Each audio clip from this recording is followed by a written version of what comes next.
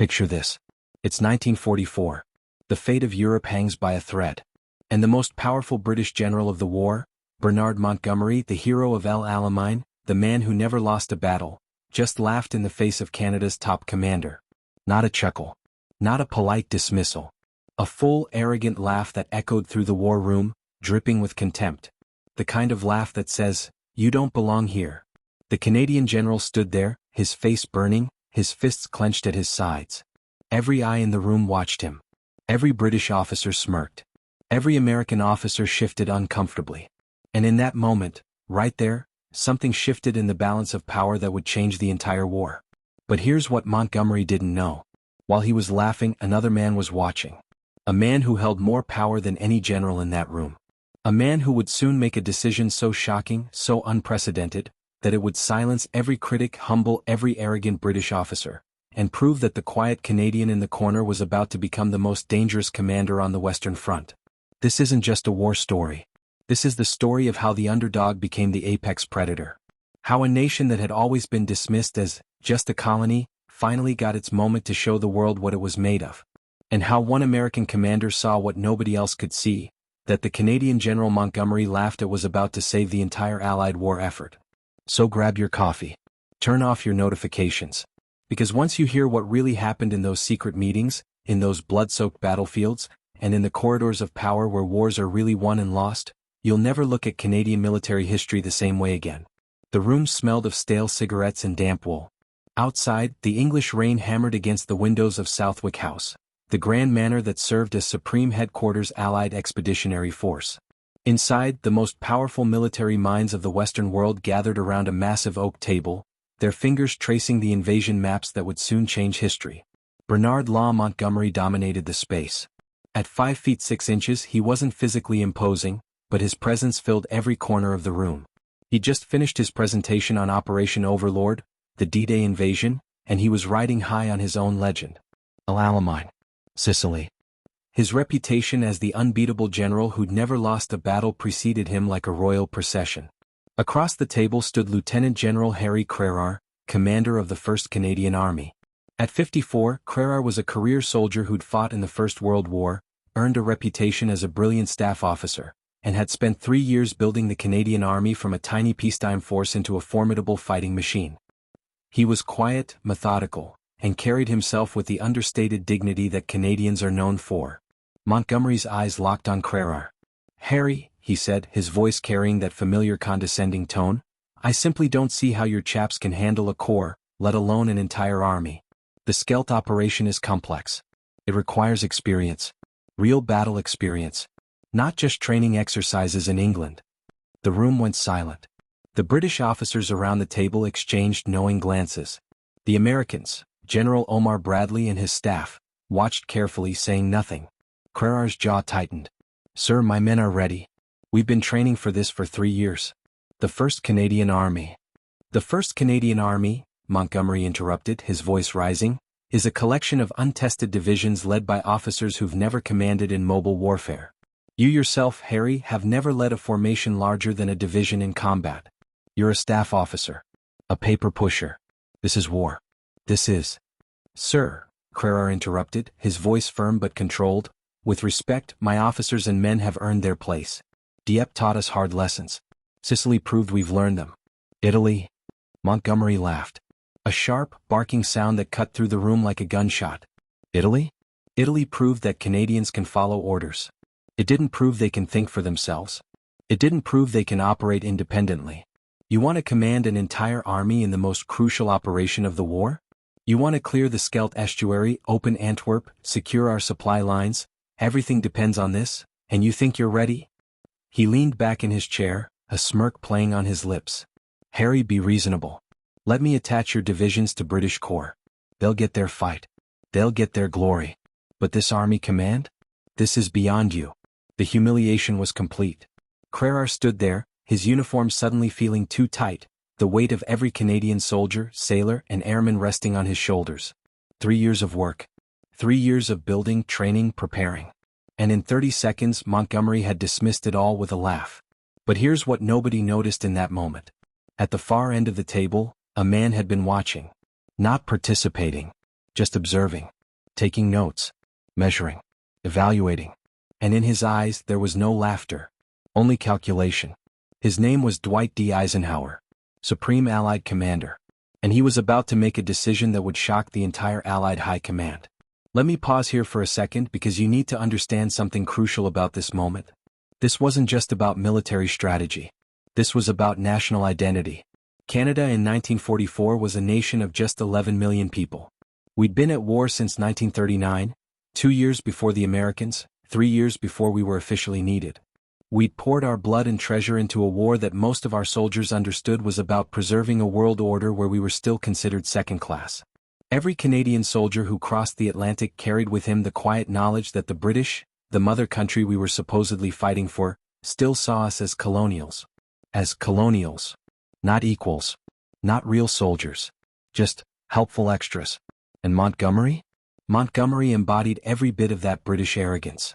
He'd been born in London, educated at expensive schools, groomed for command in the imperial tradition. In his mind there were British officers, professional, capable, born to lead, and then there was everyone else. The Americans were necessary but crude. The Canadians were, well, they were nice to have around, but you wouldn't trust them with the important stuff. But here's where the story gets interesting. Because while Montgomery was laughing, Eisenhower was thinking. And Eisenhower wasn't British. He was American. And Americans, for all their faults, have a different relationship with Canada. We share a continent. We share a border that stretches 5,525 miles without a single soldier guarding it. We share a way of looking at the world that the British never quite understood. Eisenhower had been watching the Canadians for months. He'd seen them in Sicily, where they punched through German lines that British intelligence said were impregnable. He'd seen them in Italy, where they'd taken Ortona in house-to-house fighting so brutal that the Germans called it Little Stalingrad. He'd seen something that Montgomery, in his arrogance, had missed completely. That was a mistake, he said. Bradley nodded. Montgomery's ego is going to cost us. Crerar's no fool. His staff work is impeccable. The Canadians have performed well. It's more than that, Eisenhower said, pulling out a cigarette. He offered one to Bradley, who declined. Montgomery sees this war as a series of battles. Win the battle, win the war. But that's not how this works. We're not just fighting Germans. We're building a coalition. We're managing nations. We're thinking about what comes after.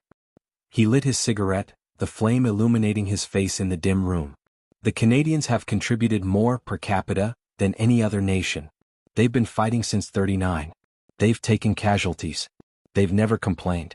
And now, when we're finally in the decisive phase, we're going to tell them they can't command their own army? Bradley leaned against the bookshelf. What are you thinking? I'm thinking, Eisenhower said, that Montgomery just made the biggest mistake of his career. And I'm thinking that we're going to give Harry Crerar the chance to prove it. But the Scheldt operation, Bradley began, is exactly the operation for him, Eisenhower interrupted. Montgomery wants to dash for Berlin. He thinks the war will be over by Christmas. But it won't be. And when it isn't, we'll need Antwerp. We'll need that port. And taking the Scheldt Estuary? That's a logistics operation. That's a political operation. That's not a cavalry charge. That's patient, methodical, grinding work. He paused, looking out the window at the rain. Montgomery's a brilliant battlefield commander. But he's a terrible coalition partner. He doesn't see what I see. He doesn't see that Harry Crerar has spent 3 years building relationships with the Dutch government in exile. He doesn't see that Crerar speaks French, which matters in Belgium. He doesn't see that the Canadians have been training specifically for amphibious operations. He sees a colonial. I see a man who's about to become indispensable. Bradley studied his commander. You're going to override Montgomery? I'm going to do something better, Eisenhower said, a small smile playing on his lips. I'm going to give Crerar enough rope to hang Montgomery's arrogance with. The next few weeks were a blur of preparations. D-Day was coming. June 6, 1944. The largest amphibious invasion in human history. And in the background, the drama between Montgomery and Crerar simmered. Montgomery had his way initially. The Canadian 3rd Infantry Division landed at Juno Beach on D-Day, and they fought magnificently. They penetrated farther inland than any other beach on the first day. They took casualties, 340 killed, 574 wounded, but they achieved every objective. They proved they could fight. But Montgomery still kept them under British Corps command. Crerar's 1st Canadian Army existed on paper, but its components were scattered. Some units were in Italy. Some were still in England. Some were attached to British formations. It was a shell game designed to give Canada the prestige of an army command without the substance. Crerar knew it. His staff knew it. Every Canadian officer in the field knew it. They were being humiliated by degrees, their national command reduced to a bureaucratic fiction. And then, in August, everything changed. The breakout from Normandy was succeeding beyond anyone's dreams. Patton's Third Army was racing across France. The Germans were in full retreat. Montgomery, commanding the 21st Army Group, was pushing north toward Belgium. And suddenly the problem wasn't winning battles, it was supplying the victory. The ports. That's what mattered. Cherbourg was damaged. Le Havre was fortified. But Antwerp, the greatest port in Europe, had fallen to the British 11th Armored Division on September 4. Intact. The port facilities were virtually undamaged. If Antwerp could be opened, the Allies could supply their armies directly, without relying on the long vulnerable supply lines from Normandy. But there was a problem. The Scheldt Estuary, the 60-mile waterway connecting Antwerp to the North Sea, was still in German hands. The Germans had fortified both banks. They'd mined the channel. They had 80,000 troops dug in. And they had orders from Hitler himself, hold at all costs. Montgomery wanted to ignore it. He wanted to dash for Berlin. He told Eisenhower that clearing the Scheldt would take too long, that the Germans were beaten, that the war would be over before the port mattered. Eisenhower listened. And then he made his decision. September 12, 1944. Montgomery's tactical headquarters in Brussels. The room was ornate, gilded, a remnant of Belgium's imperial past. Montgomery sat at the head of the table, his boots up on the polished wood, a map of Europe spread before him. His finger traced a line from Antwerp to the Rhine to Berlin. 6 weeks, he said confidently. 6 weeks and we'll be in Berlin. The Germans are finished. Eisenhower stood by the window, his hands clasped behind his back. He didn't turn around. Bernard, he said quietly, I need the Scheldt cleared. Montgomery's head snapped up. Ike, we don't have time. Every day we delay is a day the Germans have to regroup. We need to be aggressive. We need to. Need to what? Eisenhower turned, his expression unreadable. Need to outrun our supply lines? Need to leave our army stranded in Germany without fuel, without ammunition, without food? The port at Cherbourg is insufficient. You know it. I know it. The logistics officers have been telling us for weeks. We need Antwerp. And to get Antwerp, we need the Scheldt. Montgomery's face darkened. That operation will take months. And it will cost thousands of casualties. For what? For a port we won't need because the war will be over. Eisenhower walked to the table, his hand coming down flat on the map. The war isn't over, Bernard. And it's not going to be over by Christmas. You know what I think? I think you're afraid. Montgomery's eyes widened. Afraid? Afraid that if we stop to clear the Scheldt, the Americans will get the glory of taking Berlin. Afraid that Patton will outshine you. Afraid that this war won't end with you as the undisputed hero. The accusation hung in the air like smoke. Montgomery's face flushed crimson. How dare you? How dare I? Eisenhower's voice remained calm, but there was steel in it now. I'm the supreme commander. And I'm giving you a direct order. Clear the Scheldt Estuary. Open Antwerp. And I'm giving you the forces to do it. He straightened up. The 1st Canadian Army will take operational control of the entire Scheldt operation. All British, Canadian, and attached American units in the region will report to Harry Crerar. Effective immediately. The silence that followed was absolute. Montgomery stared at Eisenhower as if he'd just spoken in tongues. Crerar? You're giving Crerar command of whatever it takes to get the job done, Eisenhower finished. He's been preparing for this for 3 years. He understands the political situation in the Netherlands. He speaks the language. He has the trust of the Dutch government. And most importantly, he has the patience for this kind of grinding, methodical operation.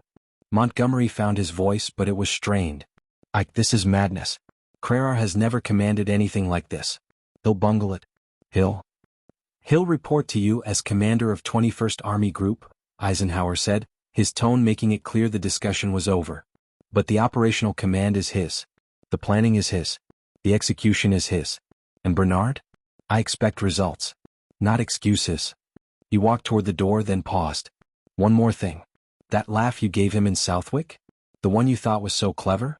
I suggest you remember it. Because in about 3 months, when Antwerp is open and our armies are flooding into Germany with full supply lines, you're going to wish you'd shown him some respect. Eisenhower left. Montgomery sat alone in the gilded room, staring at the map, his mind racing. He'd just been outmaneuvered. He'd just watched operational command of the most crucial logistics operation of the war be handed to a man he'd publicly humiliated. And he had no idea that his humiliation had only just begun. Now, let me bring you into Crerar's world for a moment, because this is where the story gets really interesting. This is where we see what kind of man Harry Crerar really was. He was in his office in Normandy when the order came through. A simple piece of paper, typed, signed by Eisenhower himself. Operational command of the Scheldt operation. All units in the region. Report directly to Supreme Headquarters. His chief of staff, a brilliant officer named Charles Chuck Fawkes, read it over his shoulder. "Harry," he whispered, "this is it. This is everything." Crerar didn't smile. He didn't celebrate. He just stared at the paper for a long moment, then walked to the window of the French chateau that served as his headquarters. Outside, Canadian soldiers were moving equipment, preparing vehicles, cleaning weapons. The sounds of an army at work. "Chuck," he said quietly, "do you know what this means? It means we get to show Montgomery what we're made of." "No," Crerar said, turning. "It means we have to open Antwerp. Whatever the cost. However long it takes. We have to succeed. Because if we fail, it's not just our reputations on the line. It's every Canadian soldier who will come after us. It's the future of the Canadian Army. It's the future of Canada as a nation that can stand on its own." He walked back to his desk, his mind already working. Montgomery thinks this is about ego. He thinks this is about glory. He thinks this is about racing to Berlin. But this is about logistics. This is about supply. This is about the unglamorous, brutal, grinding work of clearing a waterway while the Germans shoot at you from both banks. Fawkes nodded. "The casualties are going to be heavy. They're going to be catastrophic," Crerar corrected. "But we have an advantage Montgomery doesn't understand. We have the time. We have the patience. And we have the political connections." He pulled out a map of the Scheldt Estuary. "The Dutch government in exile has been feeding us intelligence for months. The resistance has been preparing. The people of Zeeland know we're coming. They'll help us." He pointed to the islands that dotted the estuary. Walcheren. South Beveland. North Beveland. The Breskins Pocket. This isn't one battle. This is 4 separate amphibious operations. Each one more difficult than the last. We'll need engineers. We'll need landing craft. We'll need air support. We'll need... He stopped. A thought had occurred to him. A memory from a meeting months ago. A conversation with an American officer about a new type of equipment. Something that might just give them the edge they needed. "Chuck," he said, "get me a line to General Bradley's headquarters. I need to talk to him about something called a Buffalo." The Buffalo. The LVT-4. A tracked amphibious vehicle that could crawl out of the water and keep going across mud, across dikes, across terrain that would stop a tank. The Americans had developed them for the Pacific for island-hopping campaigns. They had hundreds of them sitting in depots in England, waiting for a purpose. Crerar saw the purpose. Montgomery saw obstacles. Crerar saw tools. Montgomery saw delays. This is the difference between a general who fights battles and a general who wins wars. Bradley took the call. He listened as Crerar explained his plan. The amphibious assaults. The need for buffaloes. The coordination with British naval forces. The integration of American air support. "You've thought this through," Bradley said, and there was respect in his voice. "I've had 3 years to think it through," Crerar replied. "While Montgomery was winning battles, I was building an army. An army designed for exactly this kind of operation." Bradley was quiet for a moment. "I'll give you the buffaloes. I'll give you the air support. And I'll give you something else. My word that the U.S. 104th Infantry Division will support your left flank. They'll be under your operational command." Crerar felt something tighten in his chest. This was it. This was real. "Thank you, General." "Don't thank me," Bradley said. "Just open that damn port. Our boys are running out of gas and Ike's breathing down my neck." The line went dead. Crerar looked at Fawkes. "We have our army. Now, I want you to imagine what this looked like from the German side. Because this is crucial to understanding why Montgomery was wrong and Crerar was right. The German commander in the Scheldt was General der Infanterie Gustav Adolf von Zangen. He was a professional soldier, a veteran of the Eastern Front, and he had 80,000 men under his command. They'd been ordered to hold the Scheldt to the last man. They'd fortified the islands. They'd flooded the lowlands. They'd turned the entire estuary into a killing zone. Von Zongen knew the Allies would come. He knew Antwerp was useless without the Scheldt. And he knew that if he could hold out until winter, the weather would make amphibious operations impossible. He could buy Hitler 3 months, maybe more. What he didn't know was that the Canadian coming for him wasn't interested in glory, wasn't interested in speed, wasn't interested in racing to Berlin. Crerar's plan was methodical. First, clear the Breskens pocket, the area south of the Scheldt on the mainland. Then take South Beveland. Then Walcheren Island, the final fortress. It would take weeks. It would take patience. It would take accepting casualties that would make Montgomery's staff blanch. But it would work. The first phase began on October 6, 1944. The Battle of the Breskens Pocket. The 3rd Canadian Infantry Division, under Major General Dan Spry, attacked across heavily flooded terrain. The Germans had breached the dikes, turning farmland into a swamp. The Canadians had to wade through water up to their waists, under constant artillery fire, to reach the enemy. It was brutal. It was slow. It was exactly the kind of fighting Montgomery hated. No grand maneuvers. No sweeping tank battles. Just grinding house-to-house, ditch-to-ditch combat. The casualties mounted. 50 a day. Then 100. Then more.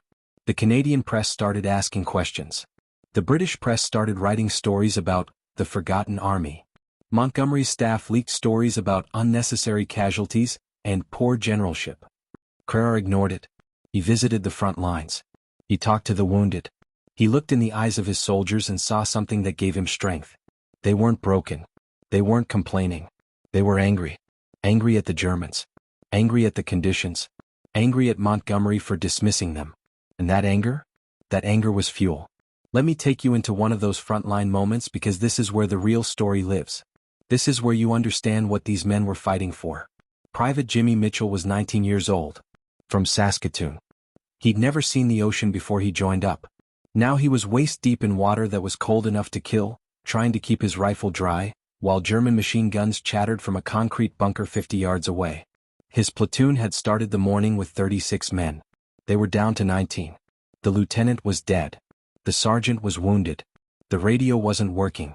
They were supposed to wait for artillery support, but the artillery was busy elsewhere. Jimmy looked at his buddy, Corporal Mike O'Leary from Montreal. "What do we do, Mike?" O'Leary was 21. He'd been a lumberjack before the war. He had hands like meat hooks and a smile that could light up a room. Right now he wasn't smiling. He was studying the bunker.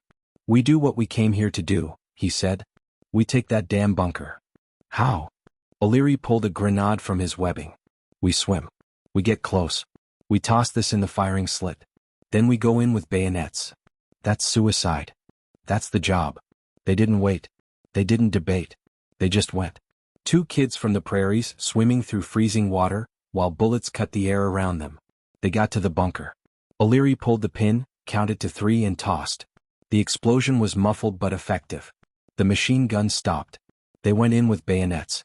They killed 3 Germans. They took 2 prisoners. They secured the bunker. And then they waited. 19 years old. In a concrete bunker in Belgium. With dead Germans at their feet and water still dripping from their uniforms. That night, Jimmy wrote in his diary, "Montgomery thinks we're not good enough. I hope he gets to read this after the war. We took the bunker. We did our job. We're Canadians. We're good enough." The Breskens Pocket took 3 weeks. 3 weeks of that kind of fighting. The Canadians cleared it. They took thousands of prisoners. They suffered thousands of casualties. But they did it. Montgomery sent a congratulatory telegram. It was 1 sentence long. "Good work. Now hurry up." Crerar read it, folded it, and put it in his pocket. He didn't show it to his staff. He didn't comment on it. He just moved to the next phase. Phase 2, South Beveland. This was different. This required an amphibious assault across a narrow causeway. The Germans had fortified it heavily. They had artillery zeroed in on every approach. They had machine gun nests that could sweep the entire length. The natural approach was a direct assault. That was what Montgomery would have done. Charge the causeway. Accept the casualties. Push through. Crerar had a different idea. He called in the Buffaloes. On October 24th, under cover of darkness, the 2nd Canadian Infantry Division loaded into those strange American amphibious vehicles. They looked like metal boxes on tracks. They wallowed in the water like hippos. But they could go places nothing else could go. While the Germans watched the causeway, waiting for the assault they knew was coming, the Canadians came from the sea. They landed on the western shore of South Beveland, behind the German lines. They took the artillery positions from the rear. They cut the German supply lines. They created chaos. The Germans, professional soldiers that they were, tried to adjust. But they'd prepared for a frontal assault. They hadn't prepared for an amphibious envelopment. They hadn't prepared for buffaloes. South Beveland fell in 4 days. The casualties were lighter than expected. The operation was a textbook example of combined arms warfare. The Canadians had done something that Montgomery's staff had said was impossible. They'd conducted a successful amphibious assault in terrain that favored the defender. Eisenhower sent a personal message. It was longer than Montgomery's. It said, "The flexibility and professionalism shown by Canadian forces in the South Beveland operation demonstrates the highest standards of Allied command. Well done." Crerar showed that one to his staff. Now we come to the final phase. The hardest phase. Walcheren Island. Walcheren was the cork in the bottle. A fortified island at the mouth of the Scheldt. The Germans had built concrete bunkers, gun emplacements, minefields. They'd flooded the interior, turning the island into a series of fortified hilltops surrounded by water. They had 10,000 men. They had orders to fight to the death. Montgomery's staff estimated it would take 2 months to capture Walcheren. They estimated casualties would exceed 10,000. They recommended bypassing it, leaving it for later, focusing on the advance into Germany. Crerar looked at the maps. He looked at the calendar. He knew that if Walcheren wasn't taken before winter, the entire Allied supply situation would collapse. He knew that Montgomery's dash for Berlin would stall for lack of fuel. He knew that the war would drag on into 1945, maybe 1946. He made his decision. On October 30th, he briefed his commanders. "We're taking Walcheren. And we're doing it in a way nobody expects." The plan was audacious. It was complex. It required coordination between Canadian infantry, British naval forces, American air support, and Dutch resistance fighters. It required amphibious landings on 4 separate beaches simultaneously. It required precision bombing to breach the dikes and flood the German positions. It required buffaloes, landing craft, engineers, and more courage than most people have in a lifetime. Montgomery, when he heard the plan, called it unnecessarily complicated. He told Eisenhower that Crerar was showing off. Eisenhower listened, then said, "Let him show off. If he pulls this off, I'll personally recommend him for every medal we've got." The bombing started on November 1st. RAF Bomber Command dropped 4,000 tons of bombs on the dikes of Walcheren. The explosions were visible from the mainland. The dikes breached. The sea poured in. The German positions flooded. But the Germans didn't surrender. They moved to higher ground. They prepared their defenses. They waited for the assault they knew was coming. On November 5th it came. 4 amphibious landings. At Flushing. At Westkapelle. At Veer. At Vrouwenpolder. Each one met with heavy resistance. Each one required the Canadians to wade through water, under fire, to reach the enemy. But here's what made the difference: the buffaloes. Those ugly American vehicles that Montgomery had dismissed as unnecessary Pacific toys were crawling out of the water, up the beaches, over the dunes, carrying Canadian infantry right into the heart of German positions. The fighting was house to house, bunker to bunker. The Canadians had to clear every position because there was no rear area. The entire island was the front line. Private Jimmy Mitchell was there. So was Corporal Mike O'Leary. They'd survived the Breskins pocket. They'd survived South Beveland. Now they were in Walcheren, in a buffalo that was taking machine gun fire, watching the driver, a kid from Vancouver, keep his hands steady on the controls while bullets sparked off the armor. They hit the beach. The ramp dropped. They went out into the water, which was up to their chests, and they waded toward a concrete bunker that had a German 88mm gun firing at the landing craft. O'Leary was hit. Not badly. A bullet through the shoulder. He kept going. Jimmy stayed with him. They reached the bunker. They tossed in grenades. They went in with bayonets. They took the bunker. They killed the crew. They silenced the gun. And then they looked at each other, 2 kids from the prairies, standing in a concrete bunker on a Dutch island, with water dripping from their uniforms and blood on their bayonets, and they started to laugh. Not because it was funny, but because they'd done it. They'd taken Walcheren. They'd opened the Scheldt. They'd proved Montgomery wrong. The island fell on November 8th. 8 days. Not 2 months. 8 days. The casualties were heavy, 2,000 Canadians killed or wounded. But the job was done. The Scheldt was clear. Antwerp was open. The first supply ships docked on November 28th, Just 3 weeks later. The war didn't end by Christmas. Montgomery's dash for Berlin stalled. The Germans launched the Battle of the Bulge in December, and suddenly the Allies needed every gallon of fuel, every bullet, every can of food that Antwerp could provide. Without the Scheldt, the Battle of the Bulge might have been a German victory. Without the Scheldt, the war might have lasted another year. Without the Scheldt, thousands more would have died. Montgomery sent another telegram. This one was longer. It said, "The operation was conducted with professionalism. Please convey my congratulations to your officers and men." Crerar read it. He folded it. He put it in his pocket next to the first one. He didn't show it to his staff. He didn't comment on it. He just moved on to the next problem. But his staff knew. They saw the quiet satisfaction in his eyes. They saw the way he stood a little taller. They saw the way the American liaison officers now treated him with respect, the way the British staff now called him sir without that subtle edge of condescension. He'd done it. He'd taken the army that Montgomery laughed at and he'd saved the Allied war effort. Eisenhower's official report to the combined chiefs of staff, dated December 1, 1944, included this paragraph.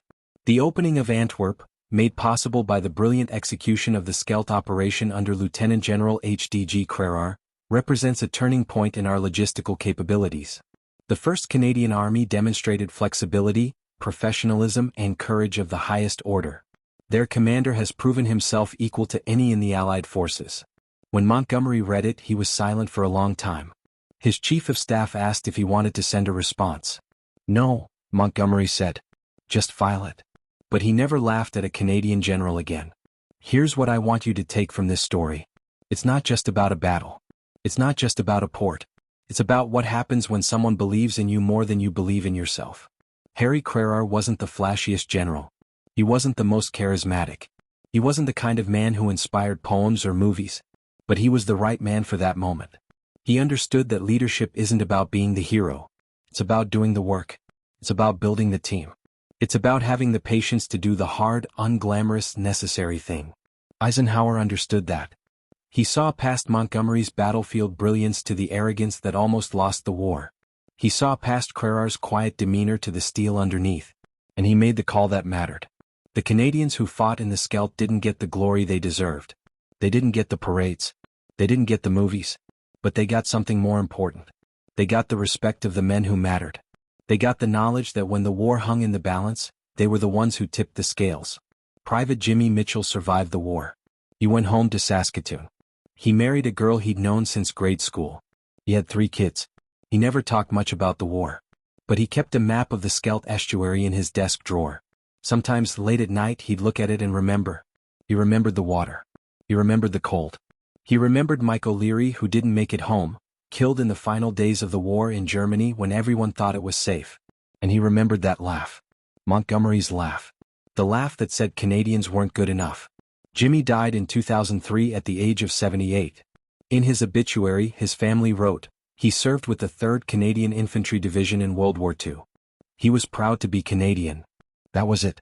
No mention of the Scheldt. No mention of Walcheren. No mention of the operation that saved the Allied war effort. But the men who served with him knew. The historians who study logistics know. And now you know. The war ended in May 1945. Montgomery accepted the German surrender at Lüneburg Heath. He got his parade.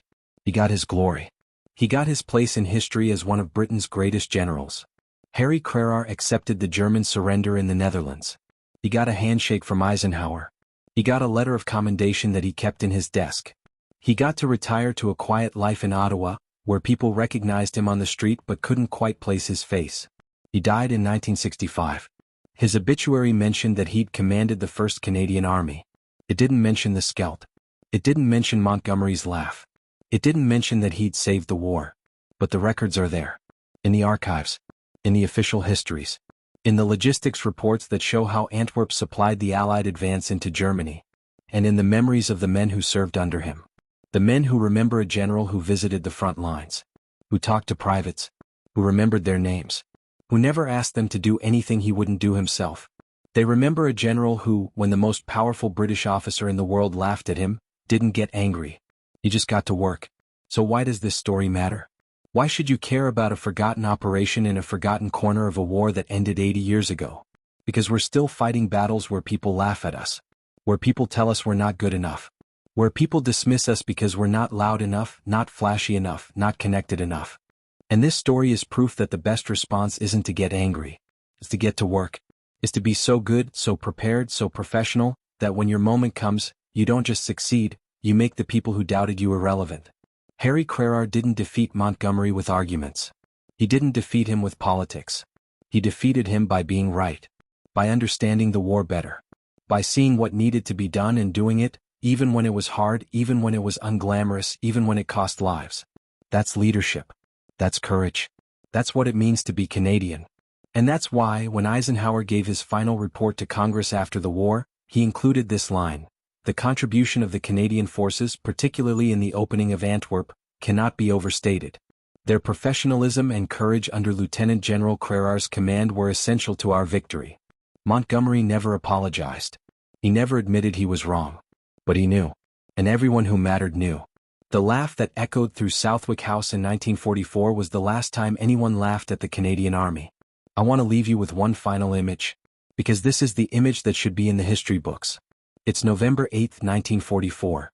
Walcheren Island has just fallen. The Germans are surrendering in groups, tired, hungry, beaten. The Canadians are exhausted, their uniforms torn, their faces gaunt, but they're standing tall. Harry Crerar walks onto the island. He doesn't ride in a jeep. He walks like his soldiers walked. He goes to a field hospital where the wounded are being treated. He stops at the bedside of a young private who has bandages covering both eyes. The private hears the boots stop beside his cot. "Who's there?" he asks. "Just a visitor," Crerar says. "How are you doing, son?" The private tries to sit up. "Sir. I'm sorry I can't see." "Don't try to sit up," Crerar says, his hand on the private's shoulder. "Just rest. You did good work." "Did we win, sir? Did we take the island?" Crerar looks around at the wounded, at the exhausted medical staff, at the island that cost so much to take. "Yes, son. We won." The private lies back, a small smile on his face. "That's good, sir. That's real good. Montgomery didn't think we could do it." Crerar is quiet for a moment. Then he says, "Montgomery was wrong." Those 3 words. Simple. Direct. True. And as he walks out of the field hospital into the cold November air, he passes a group of British officers who've just arrived to assess the situation. They're talking about the operation, about how it was surprisingly well executed, about how Crerar exceeded expectations. One of them sees him and says, "General Crerar, we were just discussing." Crerar keeps walking. He doesn't stop to chat. He doesn't bask in the praise. He just keeps walking back to his headquarters, back to the work. Because that's what real leaders do. They don't fight for credit. They fight for results. And the results speak for themselves. The port of Antwerp opened on November 28, 1944. The first ship to dock was the American Liberty ship SS James B. Weaver, carrying 8,000 tons of artillery ammunition. By the end of December, 100 ships had docked. By the end of the war, Antwerp had handled 2.6 million tons of supplies. Every bullet fired in the Battle of the Bulge. Every gallon of fuel that powered Patton's tanks into Germany. Every can of food that fed the Allied armies in the final push, came through Antwerp. Came through because of the Canadians. Came through because of Harry Crerar. Came through because one American commander saw what the British couldn't see. Montgomery's dash for Berlin stalled. His supply lines collapsed. His armies ground to a halt. And he had to watch, helpless, as Eisenhower redirected resources to the Canadians, to the Scheldt, to the operation he'd dismissed as unnecessary. When the war ended, Montgomery wrote his memoirs. He devoted 3 pages to the Scheldt operation. He mentioned Crerar once. He described the operation as a necessary but costly diversion. He never mentioned the laugh. But the men who were there remember. The historians who study the logistics remember. And now you remember. So the next time someone tells you that you're not good enough, that you're not ready, that you don't belong, remember Harry Crerar. Remember the Canadian Army. Remember that the most powerful response isn't anger. It's excellence. Remember that Montgomery laughed. And remember that the last laugh belonged to the quiet man from Ottawa, the staff officer who became a warrior, the general who saved the war. This is their story. This is our story. This is the story of what happens when you believe in yourself, even when nobody else does. And it's the story of how one American commander, Dwight D. Eisenhower, saw what nobody else could see, that the underdog, given the chance, becomes the champion. The Scheldt Estuary is quiet now. The bunkers are tourist attractions. The beaches are peaceful. But if you go there, if you stand on those shores and close your eyes, you can still hear it. The sound of buffaloes in the water. The sound of Canadian voices in the mist. The sound of a nation proving itself. And if you listen very carefully, you can hear something else. A laugh. Not Montgomery's laugh. Not the laugh of arrogance and condescension. It's the laugh of soldiers who know they've won. The laugh of men who've done the impossible. The laugh of Canadians who finally got to show the world what they were made of. That's the laugh that echoes through history. That's the laugh that matters. And that's the story of how Montgomery laughed at Canada's top general, and how that general, with a little help from an American commander who believed in him, got the last laugh. The war records are declassified now. You can read them. You can see the casualty figures. You can see the supply reports. You can see the official correspondence between Eisenhower and Montgomery, between Eisenhower and Crerar, between the logistics officers who understood that Antwerp was the key to everything. But what you can't see in the records is the human element. The pride. The humiliation. The determination. The moment when a man who's been laughed at decides that he's going to prove them wrong, no matter the cost. That's what this story is really about. It's about leadership. It's about belief. It's about the quiet courage of doing the hard thing when everyone wants you to do the easy thing. Harry Crerar retired to Ottawa. He lived a quiet life. He didn't write memoirs. He didn't go on speaking tours. He didn't correct the record when Montgomery's version of history became the accepted one. But the men who served with him knew. And they told their sons. And their sons told their sons. And now I'm telling you. Because this story matters. It matters for every kid from a small town who's been told they're not good enough. It matters for every professional who's been dismissed by someone louder and flashier. It matters for every underdog who's ever had to prove themselves. The lesson isn't that you should seek revenge. The lesson is that you should seek excellence. You should be so good that they can't ignore you. You should be so prepared that when your moment comes, you don't just succeed, you redefine what's possible. That's what Harry Crerar did. That's what the 1st Canadian Army did. That's what Canada did. And that's why, when you look at the great military commanders of World War II, you should look past the flashy names. Past Patton. Past Montgomery. Past Rommel. You should look at the quiet man from Ottawa. The staff officer who became a warrior. The general who saved the war. His name was Harry Crerar. And he had the last laugh. I want to show you one more document. It's a letter, dated December 15, 1944. It's from Dwight D. Eisenhower to Harry Crerar. It's not in the official histories. It's in Crerar's personal papers, which his family donated to the National Archives after his death. It says, "Dear Harry, I wanted to take a moment to express my personal gratitude for the exceptional work you and your army have done in the Scheldt operation. When I gave you that command, there were many, some in my own headquarters, who questioned the decision. They saw the challenges. They saw the risks. They saw the potential for failure. We're doing. I saw a commander who understood that the lives of his men were not to be spent cheaply, but who also understood that some objectives are worth any price. You have opened Antwerp. You have saved countless lives by making our supply situation tenable. You have proven that the Canadian Army is second to none. When history writes the story of this war, they will talk about the great battles. They will talk about Patton's dash. They will talk about Montgomery's victories. But in the quiet corridors where wars are truly won, in the planning rooms, in the logistical meetings, in the decisions that don't make headlines, your name will be spoken with reverence. You have my respect, my gratitude, and my friendship."